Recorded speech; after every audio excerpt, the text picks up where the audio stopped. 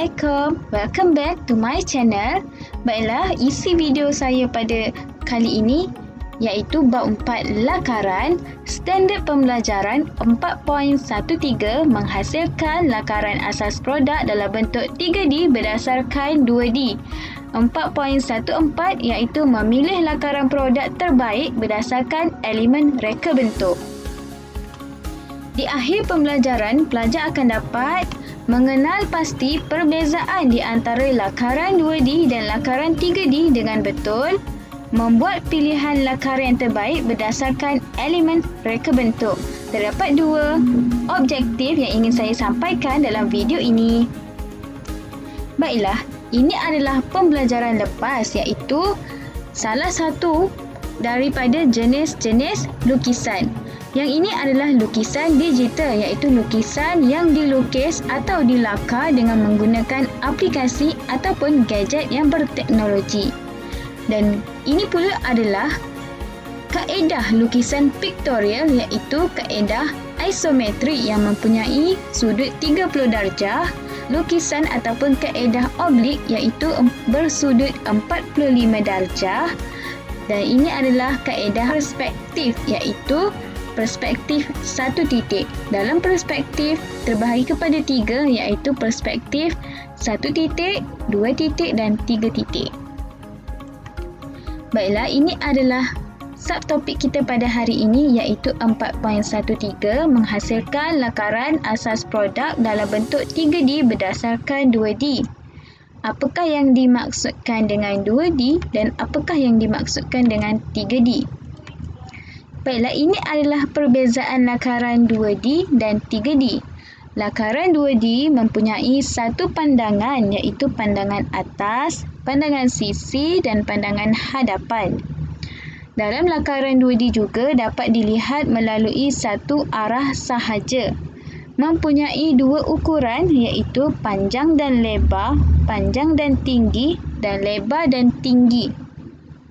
Lakaran 2D tidak menggambarkan kedalaman objek.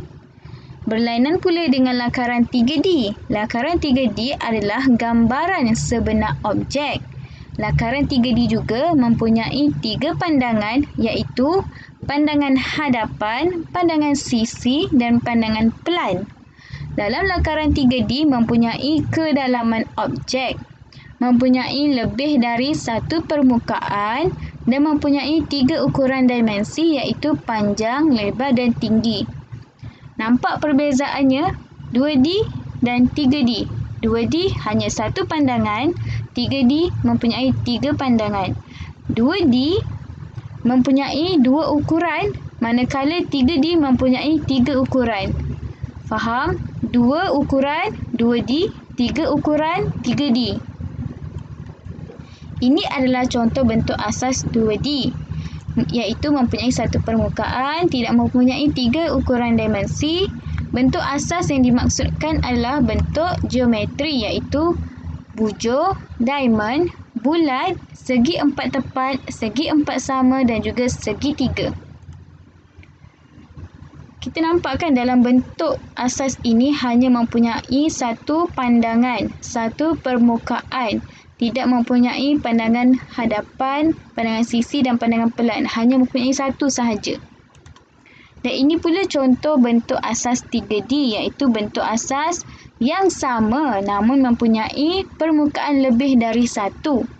Bentuk asas yang dilakar dengan cara mempunyai isi padu bagi bentuk tersebut. Baiklah, ini adalah contoh kepada bentuk asas 3D. Kita boleh nampak perbezaannya di sini. Bentuk asas 3D mempunyai isi padu, mempunyai kedalaman dan mempunyai tiga pandangan. Kita boleh nampak tapak bentuk asas tersebut. Kalau 2D tadi kita tak nampak tapak dia. Tapi kalau 3D kita nampak. Okey, ini pula adalah contoh bagi lukisan 2D dan lukisan 3D. Ini lukisan organik ya. Okey. Nampak tak perbezaan di sini? Lukisan 2D dan lukisan 3D. Lukisan 3D menunjukkan satu gambaran yang lebih realistik nampak lebih cantik dan kita tahu berapa kelebarannya. Bagi lukisan 2D pula kita tak nampak sebarang bentuk lain, hanya permukaan hadapan sahaja. Berikutnya adalah subtopik yang kedua iaitu 4.14, memilih lakaran produk terbaik berdasarkan elemen reka bentuk. Dalam nak memilih pasti mempunyai kriteria iaitu mempunyai nilai estetika. Nilai estetika bermaksud lakaran tersebut mestilah mempunyai kualiti yang cantik, mempunyai mutu yang cantik dan menarik. Estetika adalah mempunyai daya tarikan yang baik.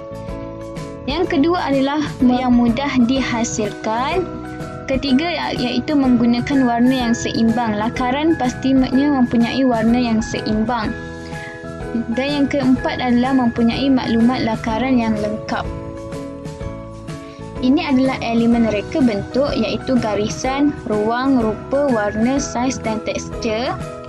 Saya yakin pelajar tingkatan 1 telah pelajari elemen reka bentuk dalam topik ataupun dalam bab 1. Baiklah, ini adalah contohnya di sini. Yang mana satu akan menjadi pilihan kita? Yang tidak berwarna atau yang berwarna? Jawapannya pastilah yang berwarna. Lebih cantik, nampak lebih menarik berbanding yang tidak berwarna. Visualnya lebih realistik. Baiklah, yang kedua adalah gambaran yang mempunyai tekstur, garisan dan rupa. Kedua-dua contoh lukisan ini mempunyai daya tarikannya yang tersendiri. Ini adalah contoh kepada elemen reka bentuk. Bagi yang pertama, gambaran yang pertama, lakaran ini mempunyai elemen nilai dan bentuk dalam reka bentuk. Dan ini adalah yang kedua iaitu mempunyai elemen warna, bentuk dan nilai. Lukisan ini mempunyai warna yang seimbang, warna yang sesuai dengan lakaran tersebut. Yang ketiga iaitu lukisan yang lengkap, mempunyai warna, mempunyai bentuk, rupa dan mempunyai maklumat yang lengkap. Dan yang keempat adalah lukisan yang tidak mempunyai maklumat yang lengkap, tidak mempunyai rupa yang menarik dan juga tidak mempunyai warna. Dalam keempat-empat ini, lukisan yang ketiga adalah lukisan yang paling baik untuk kita pilih kerana mempunyai maklumat yang lengkap, mempunyai warna yang seimbang dan mempunyai nilai estetika.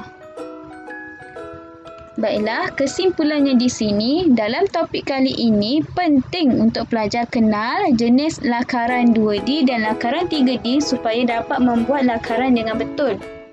Ini penting supaya pelajar dapat melakar bagi amali yang seterusnya. Penting kerana dalam lakaran terdapat dua perbezaan 2D dan 3D.